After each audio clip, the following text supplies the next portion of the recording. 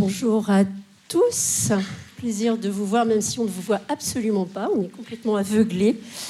Je vous présente Pauline Hartmann, qui m'a rejointe en janvier et qui occupe désormais le poste de directrice commerciale, s'occupe également des droits étrangers. Donc vous serez amenés à la connaître mieux. Moi, je connais Pauline depuis très longtemps, parce que nous étions amis avant de commencer à travailler ensemble. Vous parlez de cette rentrée littéraire qui est une rentrée courte, une rentrée intense, avec un seul roman français, qui est le nouveau roman de Maryline Desbioles. Et voilà, programmer un seul roman français est en tout cas le signe de la confiance que je lui fais et de l'envie que nous avons de vous transmettre notre enthousiasme. Un peu plus tard, un recueil de nouvelles de Jeanne Carson, que vous connaissez également. Maryline Desbioles. Maryline Desbioles, moi, je la lis depuis les années 90. C'est pour moi quelqu'un qui fait partie vraiment du paysage littéraire français contemporain, qui est quelqu'un de très important.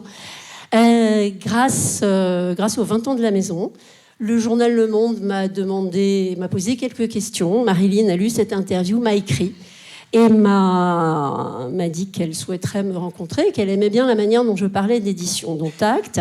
Nous nous sommes rencontrés. Il y avait un manuscrit à la clé et j'en étais très heureuse et très fière. L'arrivée de Maryline Desbioles au catalogue, pour moi, c'est un peu comme celle d'Edna O'Brien, des grandes voix de la littérature, très reconnues, très commentées, très publiées, mais un peu oubliées. L'enjeu, donc, avec l'arrivée de Maryline au catalogue, était, avec Il n'y aura pas de sang versé, publié en mars dernier, en mars de l'année dernière, évidemment, en mars 2023, était aussi que Maryline soit lue et vue par vous, libraires. Merci pour le travail que vous avez fait. L'essai a été transformé et notre histoire va en galopant, puisque dans l'intervalle, j'ai publié un petit livre, une conversation avec un artiste, Bernard Pagès, mais qui était un livre de fidélité déjà. Et puis surtout, j'ai reçu en novembre dernier son nouveau roman. Et son nouveau roman m'a absolument emballée.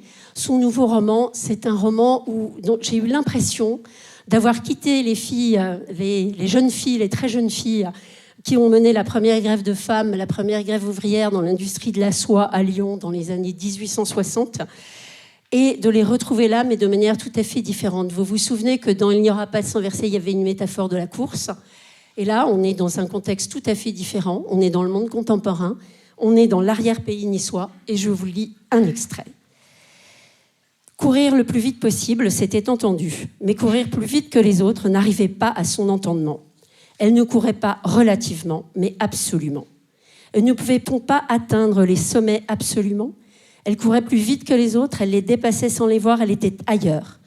Notre gloire locale gagnait des compétitions qu'elle n'aimait pas. Elle gagnait à son corps défendant, mais de tout son cœur. Elle courait de tout son cœur. Les autres n'existaient pas, ou s'ils existaient, c'était au même titre que les arbres et les oiseaux. Ils n'étaient pas des concurrents. On pensait que son orgueil était grand, elle était surtout ailleurs. Comment peut-on être ailleurs quand on porte un nom pareil, quand on a toujours vécu au même endroit, comme ses parents et grands-parents? Mais à regarder le mot de près, ailleurs, est aussi un lieu autre, un lieu autrement. Et autrement, elle l'était. Il n'y a pas de doute. Elle l'est toujours, et pas à cause de la patte folle. Elle l'est encore et toujours. Voilà, ce livre part en courant, et on peut le résumer en 2 phrases. C'est l'histoire d'une très jeune fille qui court, qui s'échappe, qui est rebelle, qui à un moment donné est empêchée de courir et qui va réinventer les conditions de son mouvement. Emma Fulconis, c'est donc cette très jeune femme qui n'a pas encore une vingtaine d'années, qui a peut-être 16-17 ans au moment où l'intrigue commence, qui est toujours, elle est rebelle, elle est un peu contre tout le monde, elle veut s'échapper. Maryline Desbioles le dit très joliment, elle est simplement pour le vent, elle se laisse porter par le vent. Elle a cette course heurtée dans ce arrière-pays niçois qui est vraiment l'ancrage des livres de Maryline Desbioles, très souvent. Et on la voit parcourir les collines comme du vif argent. Mais à un moment donné, tout de même, quelque chose se passe. quelque chose se passe qui va totalement déterminer le changement du cours de sa vie. Elle court, elle n'a pas beaucoup d'amis, elle ne parle pas à grand monde, elle est la fille du garagiste qui fait aussi des rallyes, elle est très solitaire, mais elle a un copain, de temps en temps elle s'arrête au monument de la France libre, et elle écoute un peu Christine and the Queens, c'était comme ça qu'elle s'appelait à l'époque du livre, avec lui. Un jour il lui dit, viens me voir à la maison.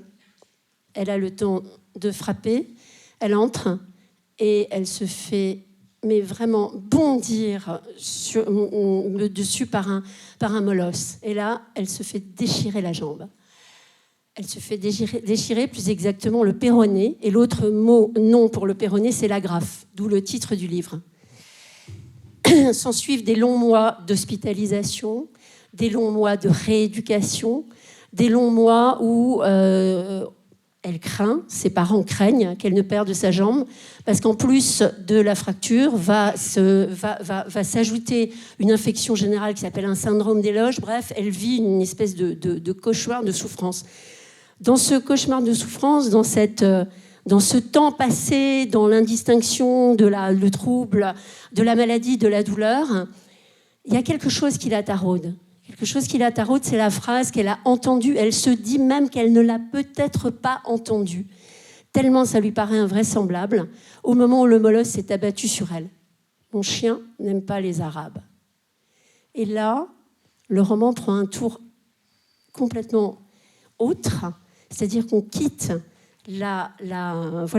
on quitte la question très intime, très personnelle du portrait de cette jeune femme qui veut s'en aller, pour plonger dans ses origines. Parce qu'on sait qu'elle s'appelle Fulconis, on sait qu'elle est la fille du garagiste. Personne ne parle jamais de l'origine de sa mère. Personne ne parle de l'origine de sa mère parce qu'on est dans l'arrière-pays niçois, que le racisme est encore très présent, mais qu'elle le sait, elle aussi, que sa mère est née dans le hameau de Forestage, c'est-à-dire dans le camp harki proche du village. Et pour pouvoir vraiment affronter cette question et vraiment y réfléchir, elle va réinventer un mouvement.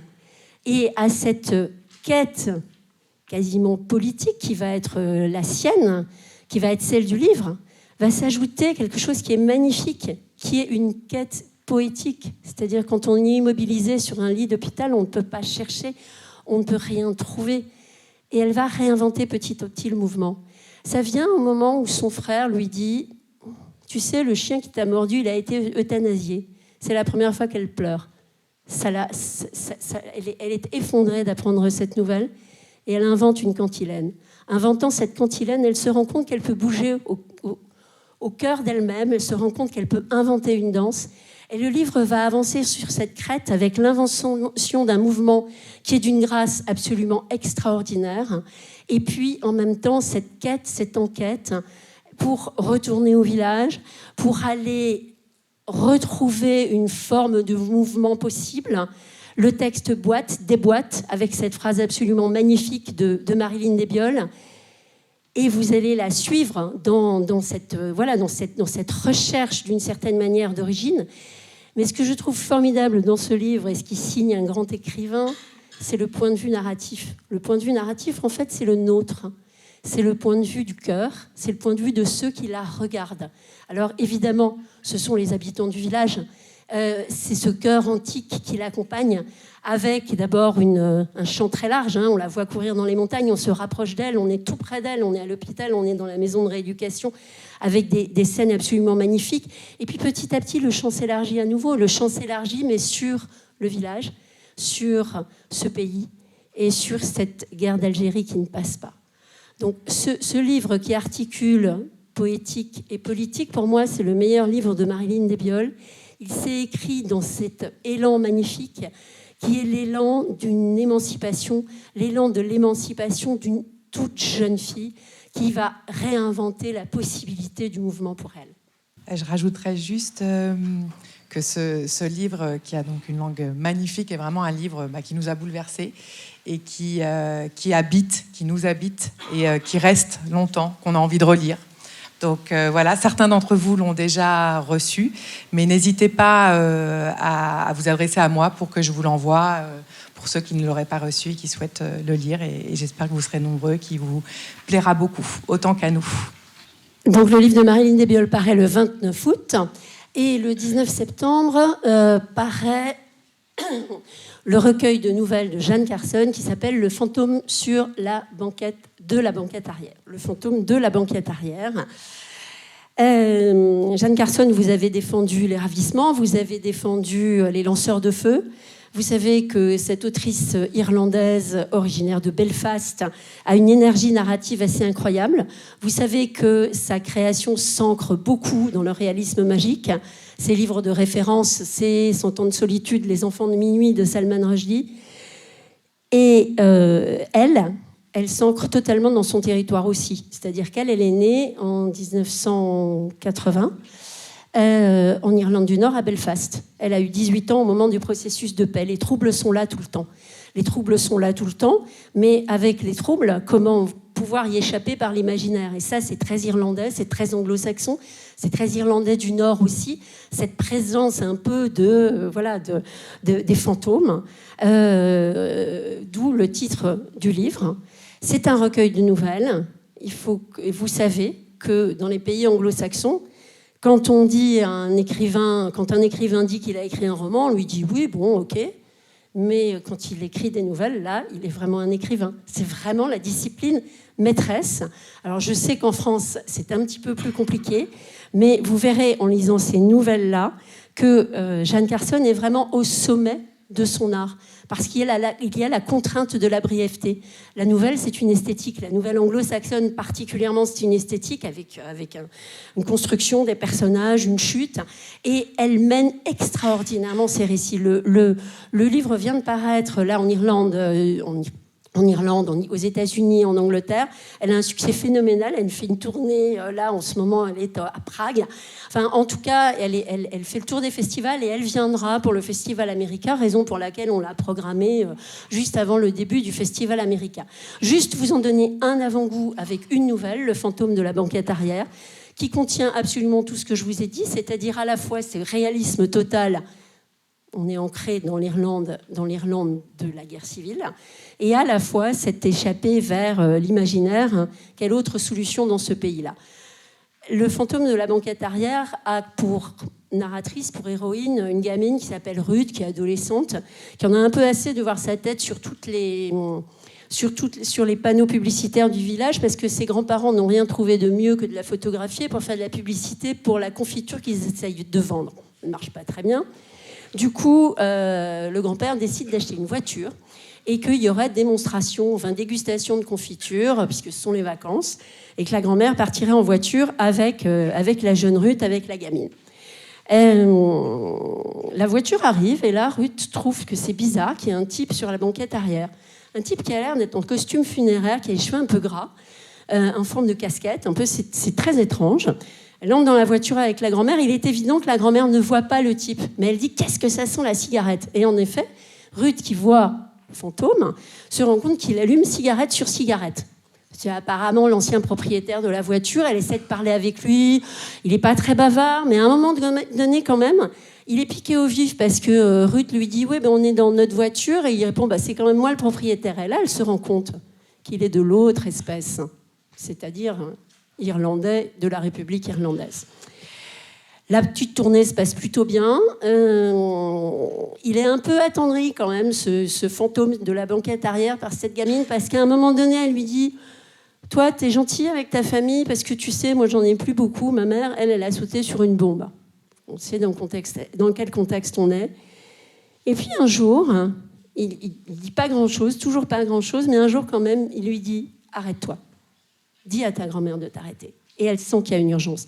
Et elle sent d'autant plus qu'il y a une urgence qu'elles se sont perdues sur la frontière. Elles ne savent pas très bien si elles sont Irlande du Nord, Irlande du Sud, si elles n'ont pas passé par erreur la frontière comme ça dans un tout petit coin de campagne. Elle arrive à obtenir que sa grand-mère arrête la voiture. Et si vous voulez connaître la suite, il faut lire la fin de l'histoire. Merci beaucoup.